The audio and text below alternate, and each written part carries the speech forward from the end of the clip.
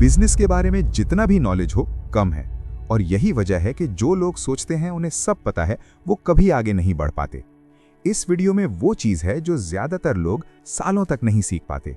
बस तवज्जो के साथ देखना, बाकी काम ये वीडियो खुद कर लेगी। क्या आपने कभी सोचा है कि कुछ लोग सिर्फ चंद सालों में इतना पैसा कमा लेते हैं जितना आम इंसान पूरी जिंदगी में नहीं कमा पाता?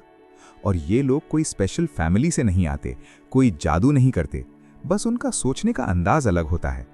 आज हम बात करते हैं एक ऐसी बुक की जो सिलिकॉन वैली के सबसे कामयाब इन्वेस्टर और एंटरप्रेन्योर पीटर थील ने लिखी, 0 to 1। और इस बुक का असली मैसेज वो नहीं जो बहुत लोग समझते हैं। असली मैसेज ये है, दुनिया में पहले से एग्जिस्टिंग चीजें कॉपी करना एक ट्रैप है। रियल वेल्थ तब बनती है जब आप कुछ ऐसा बनाते हो जो पहले एग्जिस्ट ही नहीं करता था। सोचते हैं, ज्यादातर लोग क्या करते हैं? कोई देखे कि एक दोस्त का ढाबा चल रहा है तो वो भी ढाबा खोल ले। कोई देखे कि एक एरिया में कोचिंग सेंटर प्रॉफिटेबल है तो वो भी कोचिंग सेंटर खोल ले। ये नेचुरल लगता है, ये सेफ लगता है, लेकिन पीटर थील कहते हैं ये सबसे डेंजरस ट्रैप है जिसमें एक बिजनेस ओनर गिर सकता है।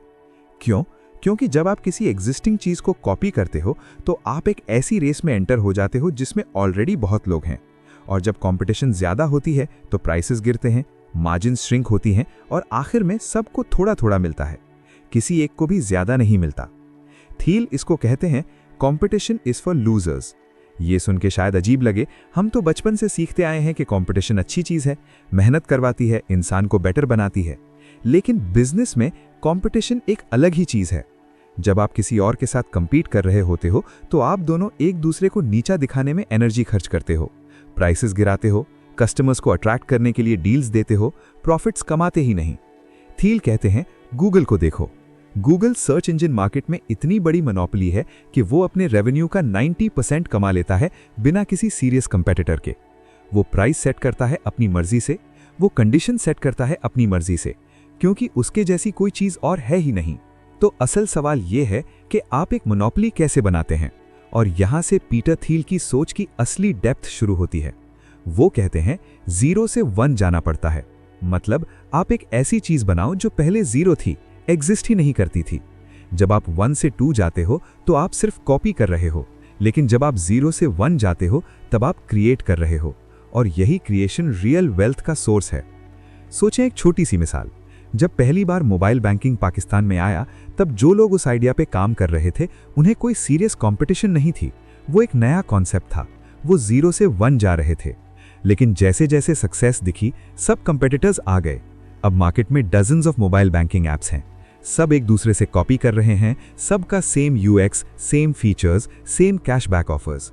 कोई भी 0 से 1 नहीं जा रहा, सब 1 से 1.1, 1.2 जा रहे हैं, और इसी वजह से उनका पैसा इतना नहीं बन रहा जितना पहले वालों का बना था। थील एक और पावरफुल आइडिया देते हैं, सीक्रेट्स। वो कहते हैं दुनिया में अभी भी बहुत सारे सीक्रेट्स हैं, ऐसी चीजें जो पॉसिबल हैं, जो काम कर सकती हैं, लेकिन जिन्हें अभी किसी ने ट्राई नहीं किया।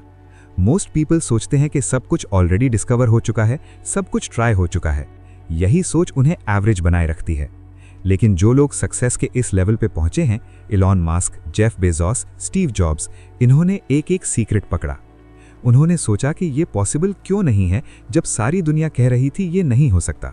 इलॉन मस्क ने सोचा इलेक्ट्रिक कार्स पॉसिबल हैं जब डिट्रॉइट की पूरी कार इंडस्ट्री कह रही थी ये कमर्शियल नहीं हो सकती। जेफ बेजोस ने सोचा कि लोग ऑनलाइन किताबें खरीद सकते हैं जब सारी दुनिया कहती थी लोग स्टोर्स में शॉपिंग करना पसंद करते हैं। ये लोग सीक्रेट्स ढूंढते हैं जो दूसरों को नहीं दिखते। और यहाँ एक साइकोलॉजिकल चीज है जो बहुत जरूरी है समझना।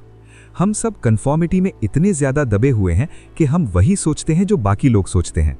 स्कूल में हमें सिखाया जाता है कि राइट आंसर क्या है, घर पे हमें बताया जाता है कि नॉर्मल क्या है, सोसाइटी में हम वही करते हैं जो एक्सेप्टेबल है। लेकिन रियल इनोवेशन तब होती है जब आप क्राउड से अलग सोचने की हिम्मत रखते हो। थील इसका नाम देते हैं कॉन्ट्रेरियन थिंकिंग। वो कहते हैं कि बेस्ट बिजनेसेस उन सवालों के आंसर्स हैं जो लोग पूछते ही नहीं। कौन सी वैल्यूएबल कंपनी अभी तक नहीं बनी? ये सवाल पूछ के काम करो तो आप सही डायरेक्शन में जा रहे हो। अब बात करते हैं एक और कॉन्सेप्ट की, नेटवर्क इफेक्ट्स। ये उस चीज का नाम है जब एक प्रोडक्ट या सर्विस ज्यादा लोगों के यूज करने से ज्यादा वैल्यूएबल हो जाती है। फेसबुक को ही ले लो, पहले दिन फेसबुक पे सिर्फ मार्क ज़करबर्ग था, वो यूजलेस था। जब उसके 10 दोस्त आ गए, थोड़ा काम का था, जब 100 मिलियन लोग आ गए तो वो कंप्लीटली डिफरेंट चीज बन गया। इसका वैल्यू एक्सपोनेंशियली बढ़ता गया।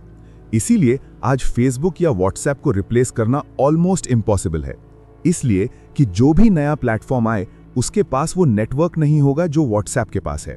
और जब आप एक ऐसी चीज बनाते हो जिसमें नेटवर्क इफेक्ट हो, तो आप ऑटोमेटिकली एक मोट बना लेते हो अपने बिजनेस के अराउंड, एक प्रोटेक्शन जो कंपेटिटर्स को दूर रखती है। लेकिन यहाँ एक कॉमन मिस्टेक होती है जो नए एंटरप्रेन्योर्स करते हैं। वो सोचते हैं बड़ा मार्केट कैप्चर करो, मास मार्केट पे फोकस करो। पीटर थील कहते हैं बिल्कुल उल्टा करो, पहले एक छोटा मार्केट डोमिनेट करो, बिल्कुल छोटा। Amazon ने सिर्फ बुक्स से स्टार्ट किया, फेसबुक ने सिर्फ हार्वर्ड स्टूडेंट्स से स्टार्ट किया, उबर ने सिर्फ सैन फ्रांसिस्को के डाउनटाउन से स्टार्ट किया। जब आप एक छोटे मार्केट को कंप्लीटली ओन कर लेते हो तब एक्सपैंड करते हो, क्योंकि अगर आप शुरू से ही सबको सेटिस्फाई करने की कोशिश करो तो आप किसी को भी प्रॉपरली सेटिस्फाई नहीं कर पाते। थील कहते हैं पहले कस्टमर वो होना चाहिए जिसे आप बेस्ट सर्व कर सको, और जब वो सेगमेंट आपका हो जाए तब दूसरे सेगमेंट में जाओ। ये स्लो लगता है लेकिन ये एक्चुअली फास्टेस्ट पाथ है लॉन्ग टर्म सक्सेस का। और फाइनली फाउंडर्स की बात। थील कहते हैं ग्रेट कंपनीज ग्रेट फाउंडर्स बनाते हैं, और ग्रेट फाउंडर्स वो नहीं होते जो सबसे नॉर्मल होते हैं, वो थोड़ा अनकन्वेंशनल होते हैं। उनकी सोच अलग होती है, उन्हें पता होता है कि वो कर रहे हैं जो शायद दुनिया अभी समझ नहीं सकती, लेकिन वो सही है। ये एक यूनिक साइकोलॉजिकल ट्रेट है, ना इतना स्टबर्न के फीडबैक सुन ही ना सको, ना इतना फ्लेक्सिबल के हर विंड के साथ उड़ जाओ। एक बैलेंस, अपनी विजन पे कॉन्फिडेंट लेकिन रियलिटी से कनेक्टेड। तो क्या लेके जाना चाहिए आज की इस बात से? एक चीज, कंपटीशन से भागो, यूनिकनेस की तरफ जाओ। अगर आप वही कर रहे हो जो सब कर रहे हैं तो आप सब जैसा ही रिजल्ट पाओगे। Real money, real success, real impact वहां है जहां लोग जाने से डरते हैं, जहां कोई येट नहीं गया, जहां आप 0 से 1 बनाना चाहते हो। पैसा एक्चुअली वहां नहीं है जहां सब ढूंढते हैं, पैसा वहां है जहां सिर्फ आपने सोचा, सिर्फ आपने देखा, सिर्फ आपने बनाया। अब तो पैसे ही पैसे, लेकिन सिर्फ उनके लिए जो नया बनाते हैं, कॉपी करने की बजाय।